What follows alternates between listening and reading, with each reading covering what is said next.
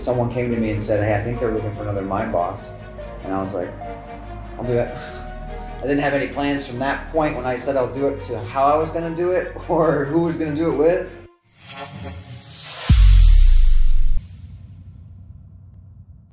How the heck did you get onto Gold Rush in the first place? So it really started back when I got out of the military, 2014.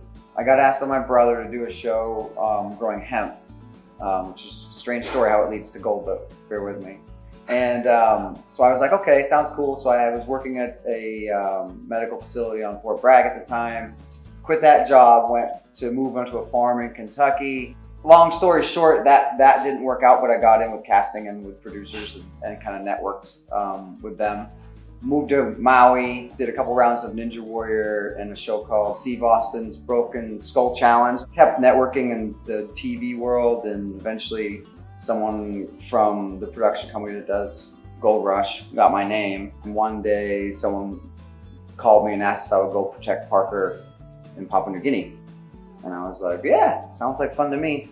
And then we got to know each other, we liked each other. He invited me up to the Yukon to mine gold, and then the rest was kind of history. I just kind of stuck to it, liked it a lot, and I was on for 2 seasons. Yeah, I did 2 seasons of Parker's Trail, which is an off series of Gold Rush.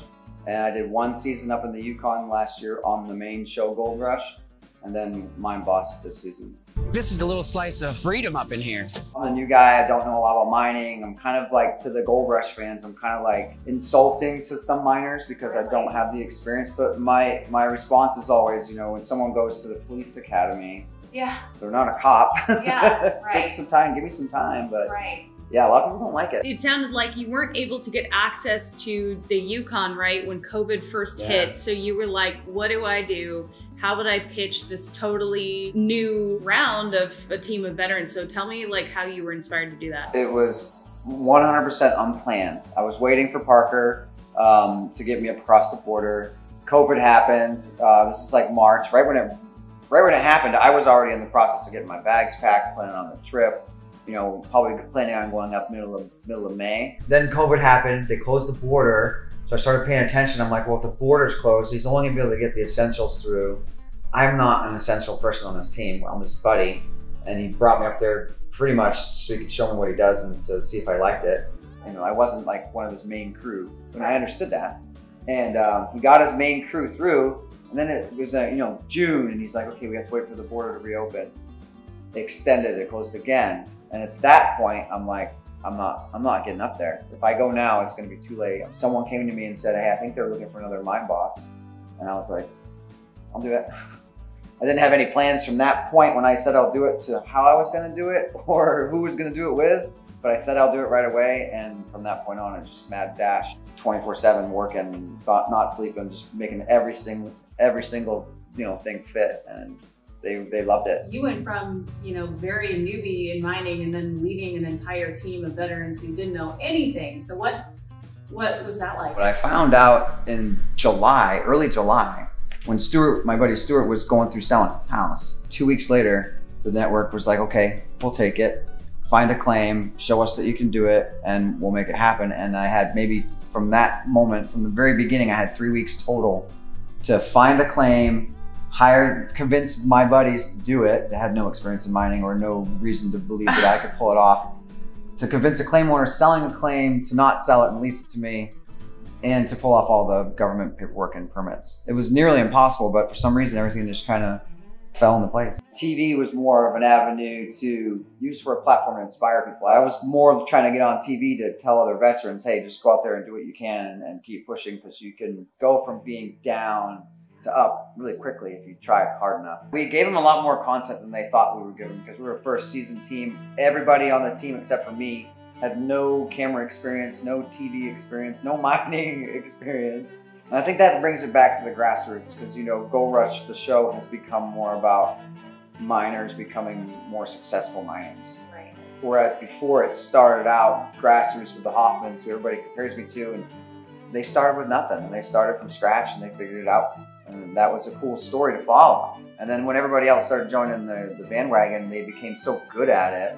Now it's more about like how many trucks can you add to your fleet and how much more gold can you find. And I think Americans are going to realize that It's a lot more exciting to watch someone learn something than it is to watch someone perfect something. Right. The fans don't like it right now, but they will. We're kind of sucking. Right. But it was one of those things, you got 3 weeks, find a claim. There's a really high ceiling in TV. And I feel like there's so much that we could do to further what we're trying to do. That to me is the most rewarding part of it. Because I'm not told you're going to be stuck at this rank forever. Right. I'm told, hey, what do you want? Go get it. Show people why you want it and sell it, and you can have it. The hardest moment was the actual mining itself, permitting and the stress of letting everybody down if I didn't find the right amount of gold. It was an experience to teach us what we don't ever want again. Yeah. Yeah, it's dangerous. A lot of those hydraulics, if something goes wrong with a hydraulic lift on an excavator, it can drop through a truck. People die yearly. That's kind of why we have to go through all the MSHA training and all the training we do for safety.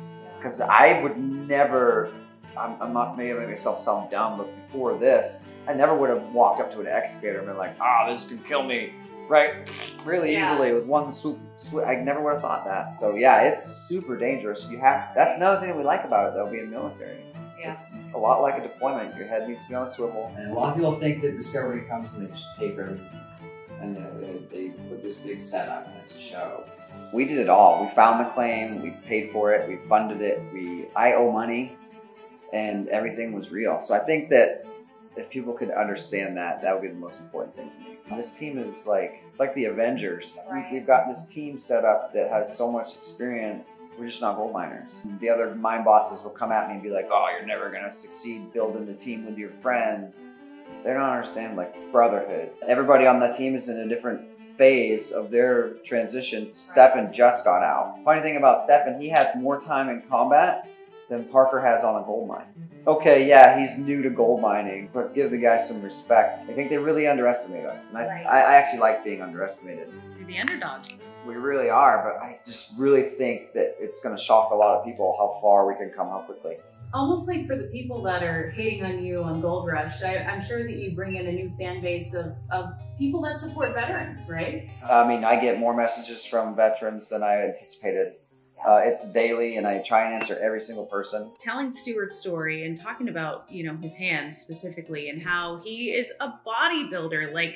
Tell me, if you will, whatever you're comfortable with about your experience. So I'm probably the least injured on the team. I got hit in the head a lot. I damaged my shoulder, had to have part of my clavicle removed, fractured the bone between my mouth and my nose, couldn't smell for 2 years. I was near a door that blew up, that caused a severe concussion, and then I got shot by a sniper in the helmet.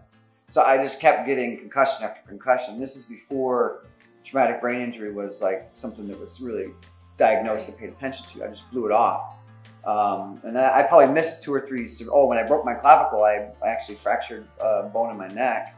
So I had all this whiplash, all these issues that just were kind of stacking up and not diagnosed. So when I got to combat the last time, the last concussion I got from the gunshot to the helmet just triggered stuff. I started having seizures and migraines and started having memory lapse. And we started getting to the point where I was like, I'm not on drugs. I don't know what's going on. After I got out of the military, I was driving from here to WSU. I was going to college to WSU. And I remember, this is before I knew what was going on, right after I got out. And the next thing I know, I'm going to college. The next thing I know, I'm sitting on a park bench. My car's behind me with the door open. It's still running. And I'm just sitting there looking straight forward. I had no memory. Went to the doctor. They told me it was a psychotic. And I'm like, no, it wasn't psychotic. I was going to class. I had to go through 5 or 6 years trying to get that taken under control. How'd you do it? Again, weird story. Luck. Went to college, was studying agriculture. Started growing vegetables, trying to make money because I was poor. And I started eating the vegetables. And right when I started eating them, everything started getting better. So I was like, maybe it has something to do with my diet. And then I kind of evolved into exercise and started doing just health and fitness.